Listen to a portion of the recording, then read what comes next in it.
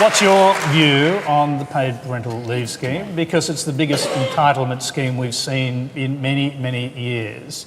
Certainly. And it's coming from a government that says, or an opposition that says, the age of entitlement is over.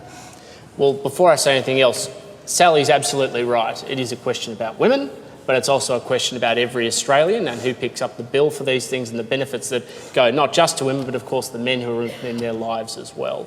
And I just want to quickly make the point... Sorry, is that about the poor blokes that have to pay the taxes Sally, to pay Sally. for it? I don't get it. The point is this. We live in a society where everybody plays a part and everybody should pay some tax. And we have to recognise that it isn't just about taking from one group and giving to another group. And I don't think, and this comes back to the point that was made before earlier, Bill, that the taxpayers of Australia should have a worse scheme or a worse beneficial arrangement than those people who are in the public service who they paid their wages for. Irrespective of my view on the PPL, taxpayers shouldn't be treated worse off than bureaucrats. So then will you get... But hang on, but what I'm going to say, just settle down. I'm not sure that's consistent with some other policies. That's my position.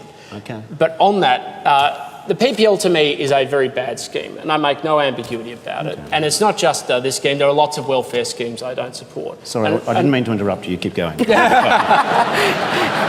And I don't support it because I think it fundamentally changes the principle of how our society is constructed. What we're hearing more and more of is we need to introduce this welfare scheme because it is good for the economy, or we need to introduce this scheme because it is good for productivity. I'm sorry, individuals don't live their lives to serve the economy or to serve productivity. I believe in a classical liberal society where everybody is encouraged from the bottom up to live their lives and to pursue their own goals and dreams and not be slaves just to those objectives. The second reason... The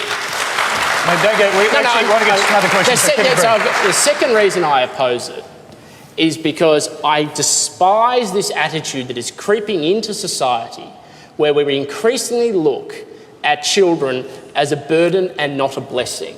And people have choices in their lives.